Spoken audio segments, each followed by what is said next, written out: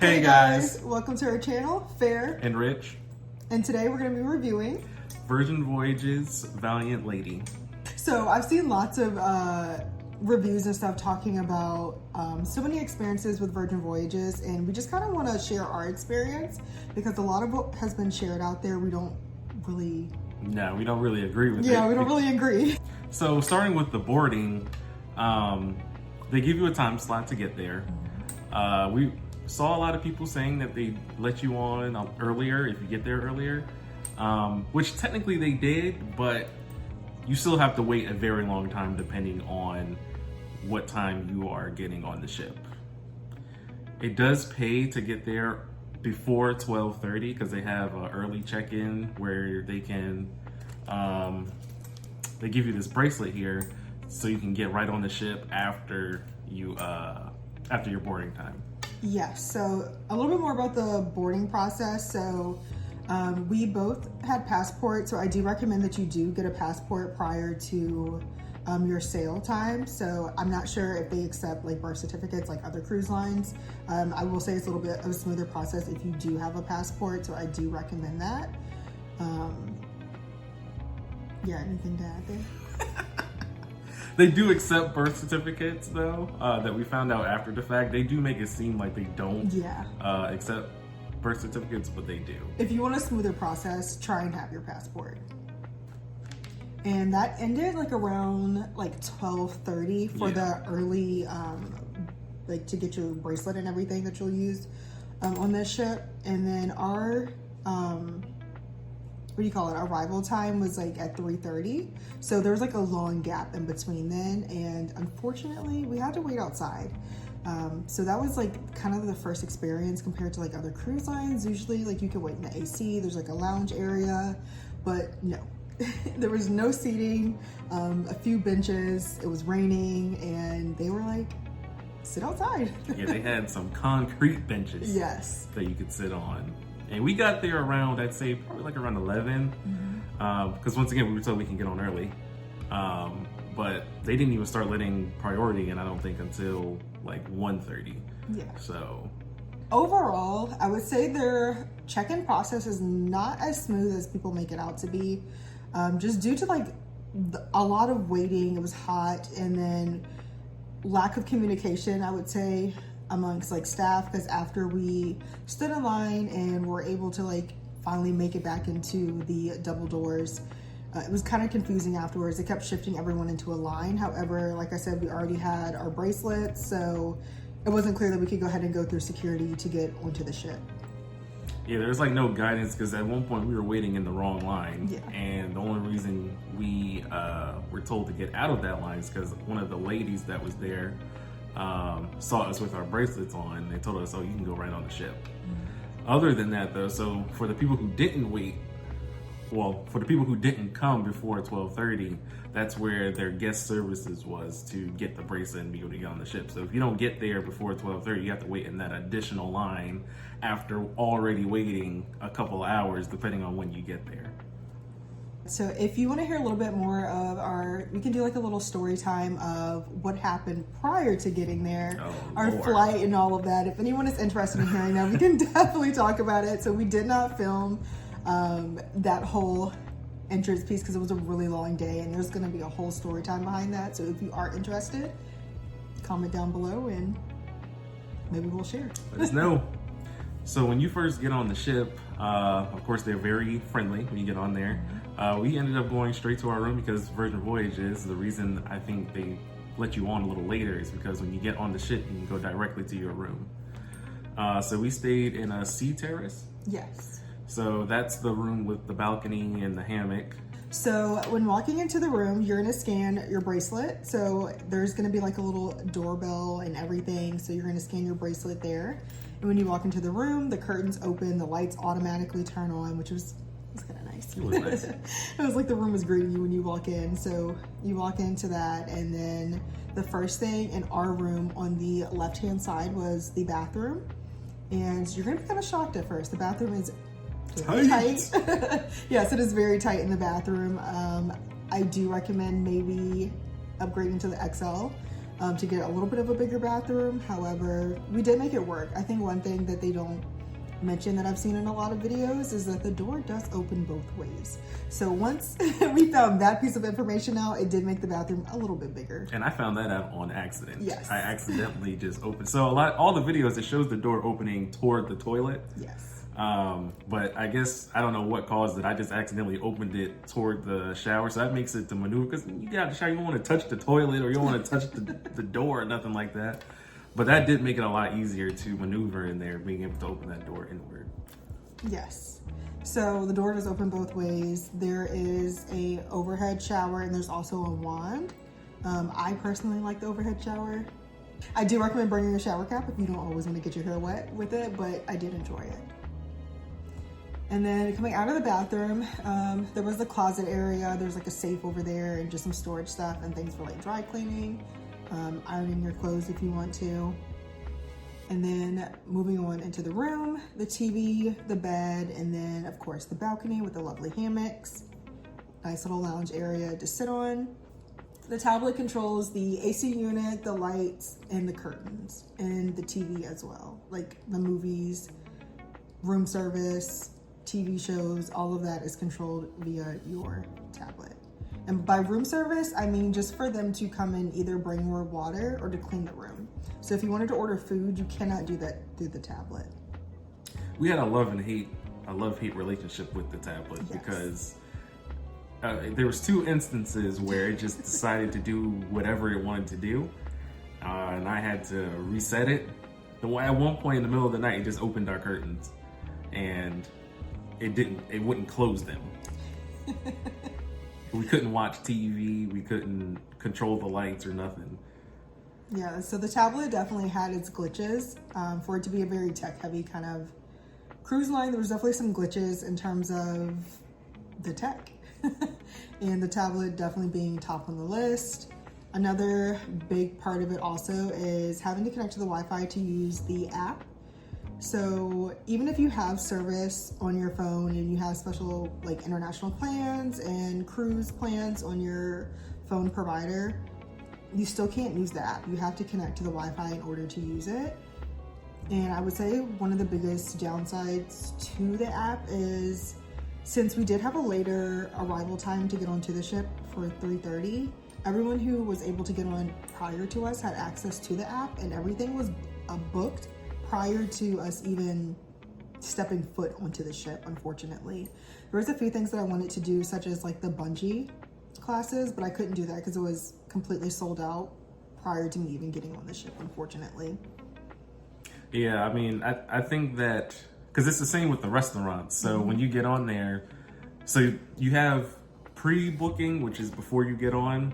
Usually that'll get sucked up. But once you actually get on the ship, they have open slots for restaurants and anything else going on.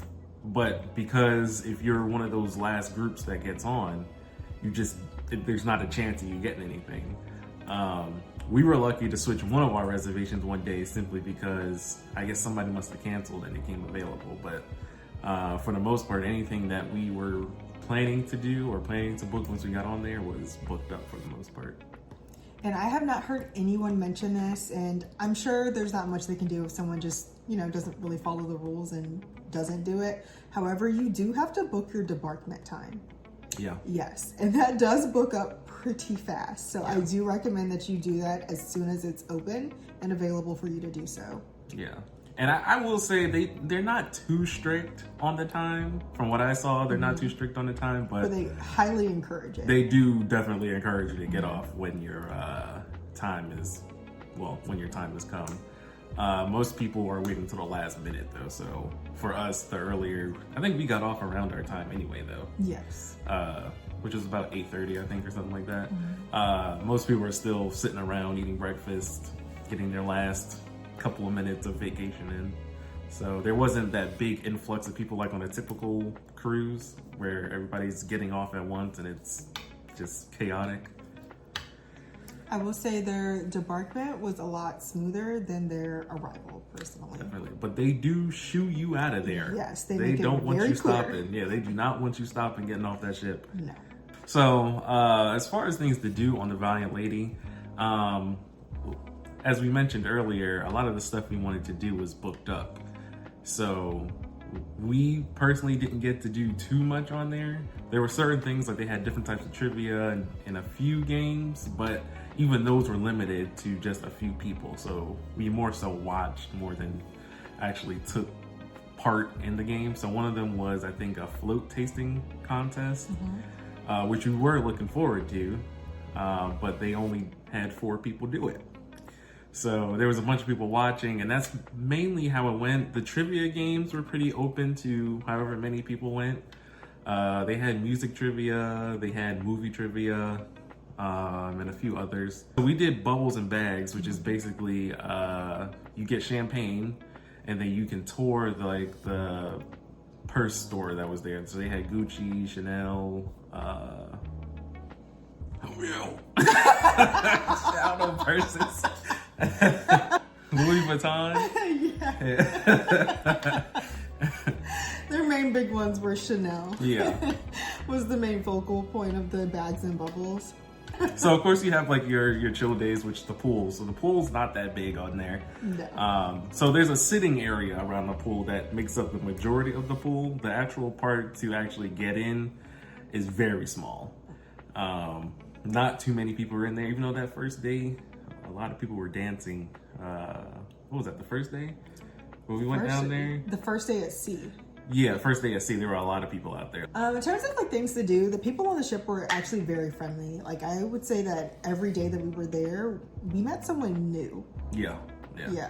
So the people are very friendly. The atmosphere is very social, to say the least. Yeah. Everybody was really friendly on there. There was, first couple of days, she talked to like 3 different people that we saw them around the ship a couple of times, and they were just like, hey, what's up? Saw you the other day. So in terms of like the inclusivity on the ship, I will say that the ship is pretty diverse. I think you have all types of people from all different types of walks of life. So I would say if you're looking for more of like a diverse atmosphere, that's definitely the vibes of the ship. Yeah, most def. You could have any type of background and nobody cares. Like literally nobody cares. Everybody was mingling, talking to everybody, cracking jokes.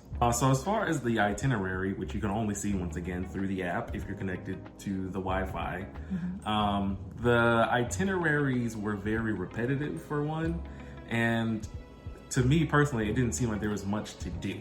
So we found ourselves kind of just walking around the ship a lot just because there wasn't too much to do. And if we did one thing already, if we went back to it, it was pretty much the same thing. They didn't really change it much. So it was like the same trivia, the same game shows. And down to the same questions. It wasn't even a change in the questions. We did go to the arcade, like maybe twice while on the ship, and a lot of the games in the arcade room were broken or not working. So I would say maybe 3 to 4 out of 15 arcade machines were working. Yeah, and it's a completely free arcade. Yeah, but a lot of them were broken. So we attended, it's a ship show, Misbehaving, an a cappella show, and a dance show. Oh, yes. Yeah. So we went to 4 different shows, and we can talk about all 4 shows.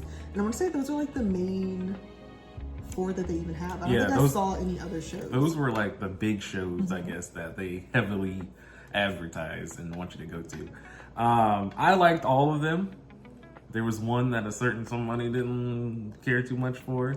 I would still say though that the best one to me was It's a Ship Show. You have to go on there. Do eat beforehand. Yeah, don't eat the food in there. The food was not good in there. Do eat beforehand. And it's very limited. The menu's very limited when you go in there. So we had chicken breast. Yeah, we had chicken breast, and I forgot what the other option was, but salmon. it wasn't good. And that's pretty much what everybody was saying all around, is like the food is just not good in there.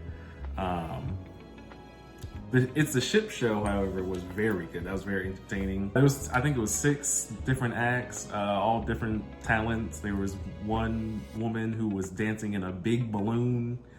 There was another one where the guy was spinning around in some type of ring. I know there's a name for it. I don't know the name for it. But very engaging. We all danced at one point. There was a music like trivia game in there, and a person won a free drink. And they had a few different games during it too. So the next show that we went to was the Misbehaving Show. Personally, I wasn't the biggest fan of the Misbehaving Show. It was okay, but it was definitely since it's an all adult cruise, and this was definitely the more adult show of the cruise, I'd say, just based on certain things that happened during it. And there's a lot of cussing and whatnot, but also engaging. There was one part where we had to take a picture based on what she was doing, and I liked it. I think I was laughing at a few of the jokes and whatnot. I liked it. I didn't like it as much as It's a Ship Show, but it was definitely still entertaining to me. The next show was the Acapella show, and I mean, I liked it. It was acapella. I kind of like acapella in general, but it was acapella, but it was definitely, so they went through the 80s, 90s, 2000s. Yes. My only complaint is that I feel like they were switching the songs so fast you couldn't really get into the song, personally. I'd say my complaint, it was very focused on the 80s as was much of, honestly, every show you went to. Yeah. And activity was heavily focused on 80s music. Yeah. There was not a wide variety of music choices on the ship. It was all 80s rock music, and I don't care where you went, you listened to Living on a Prayer. Yeah, that must be Richard Branson's favorite song or something, because you heard that song everywhere you went. Yeah, the music was...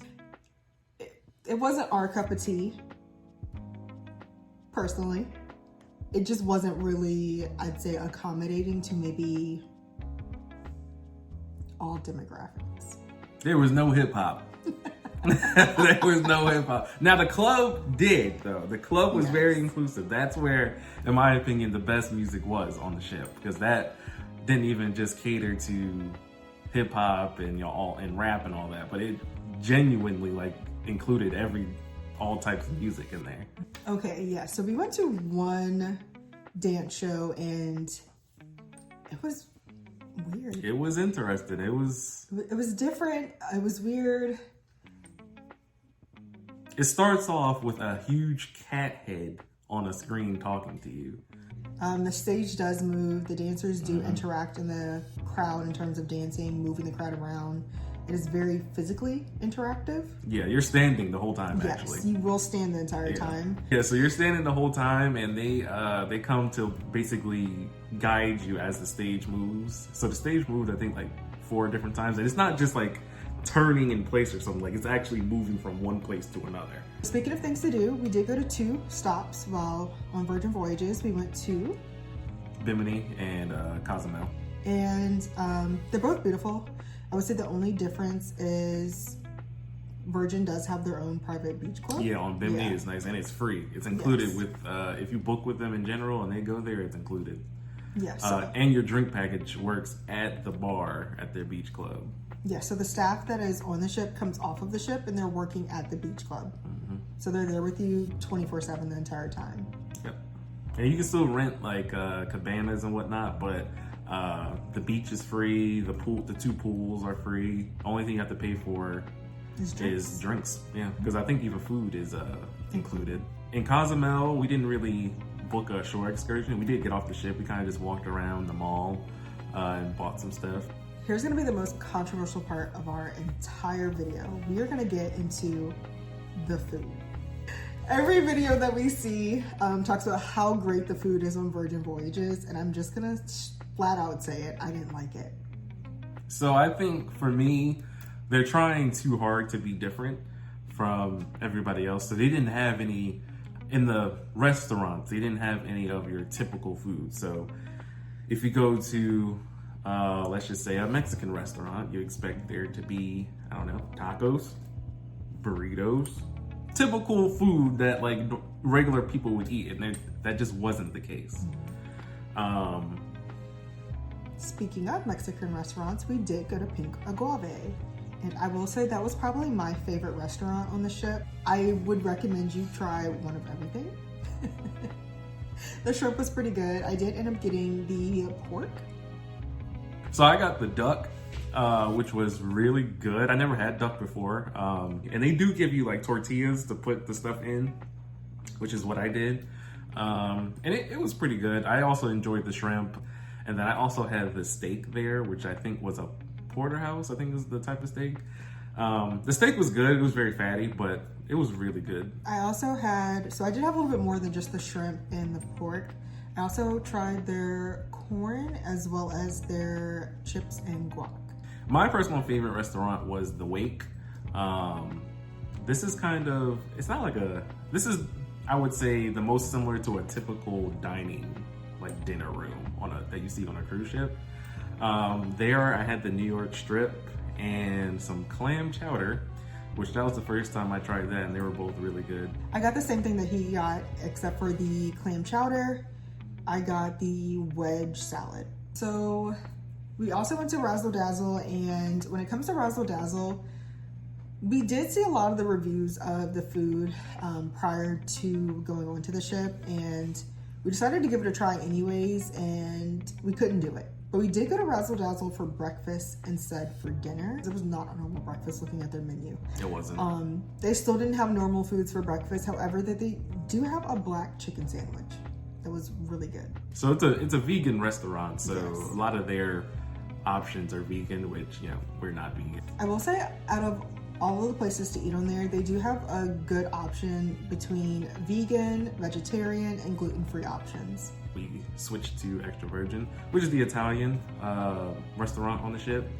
And once again, I just think they just did not have the typical things you see in an Italian restaurant. So no like spaghetti, or they had spaghetti. Lasagna. It was like clam spaghetti. They didn't have your typical like spaghetti and meatballs. They had meatballs there though, because she ordered them and she just combined the two. So one of the restaurants I was dreading, but I said I would try it, was the Test Kitchen.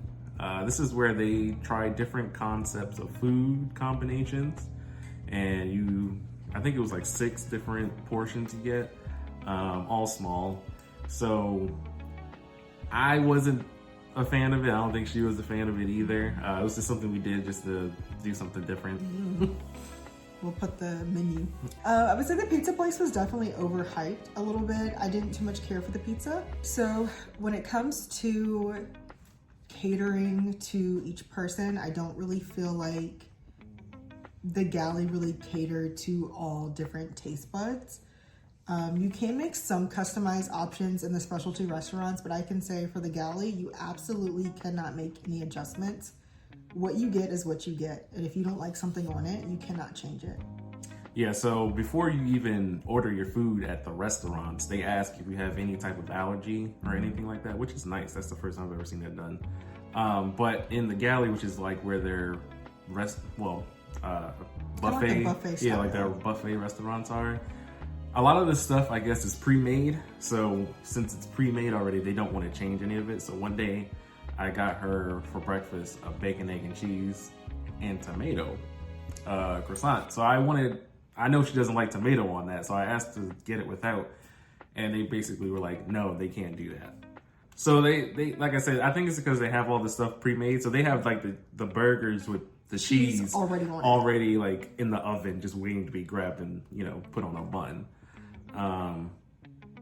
The taco place she went to a couple times. They don't have beef tacos. No, she only had pork. Yes, they only had pork, and then they had fish. Yeah.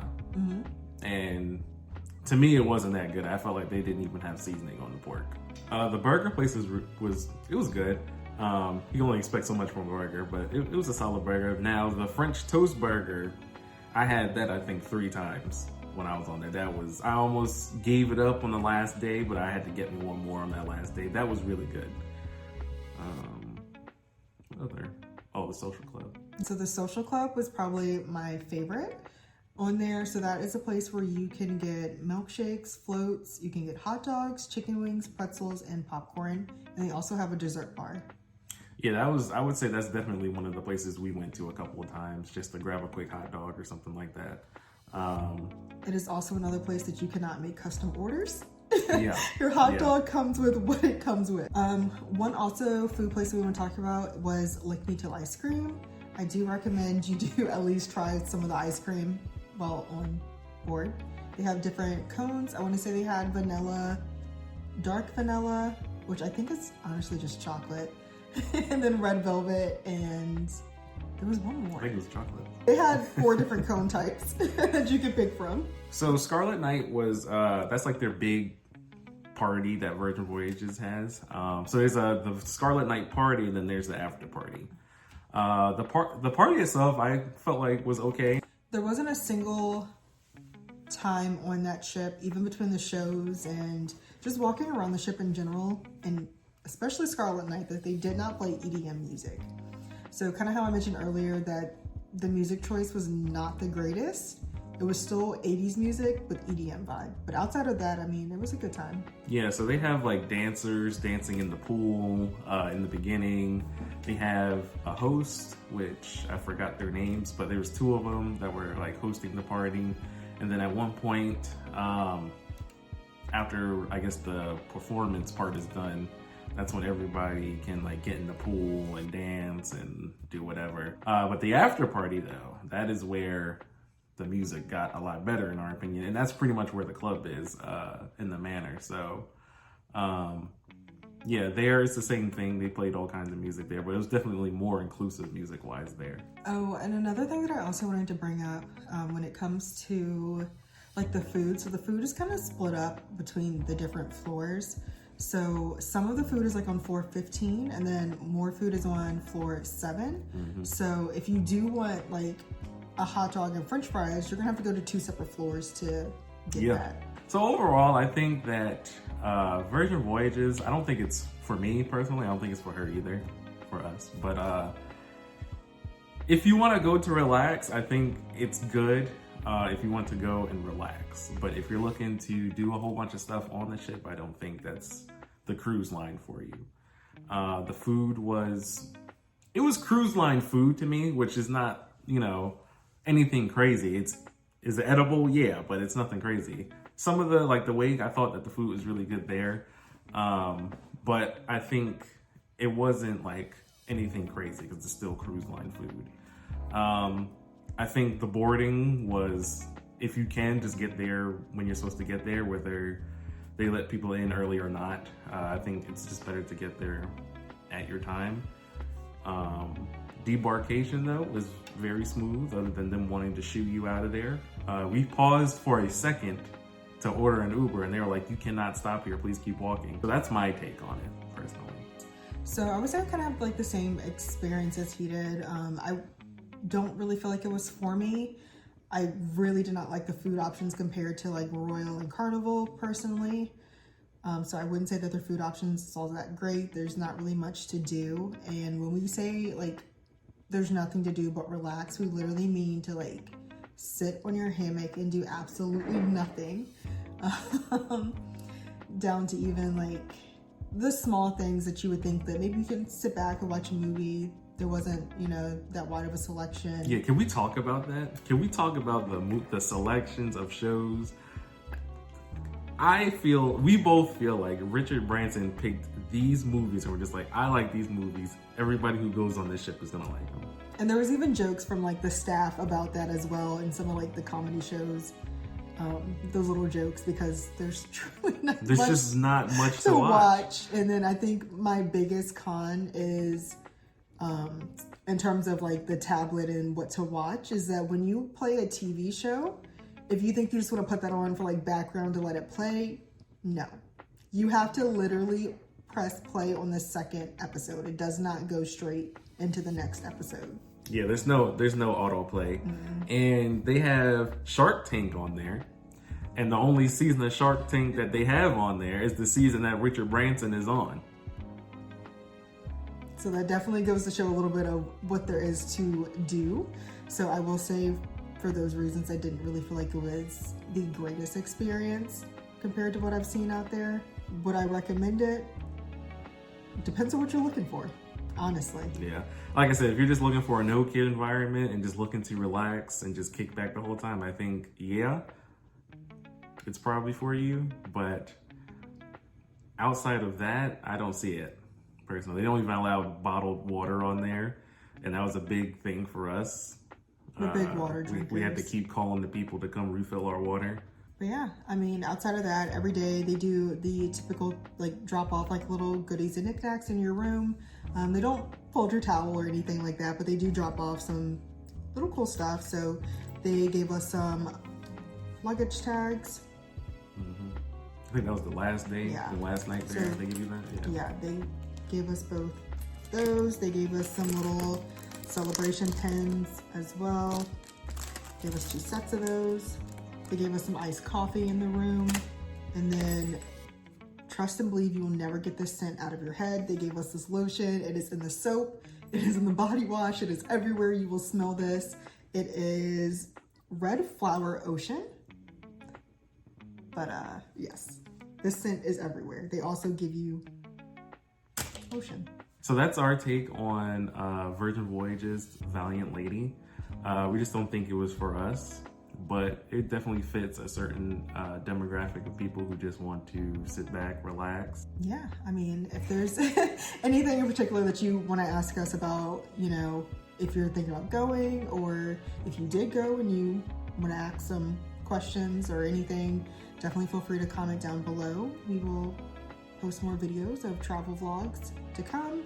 So if there's anywhere that you want to see us go or anything that you want to see us do, let us know and hit that like and subscribe button.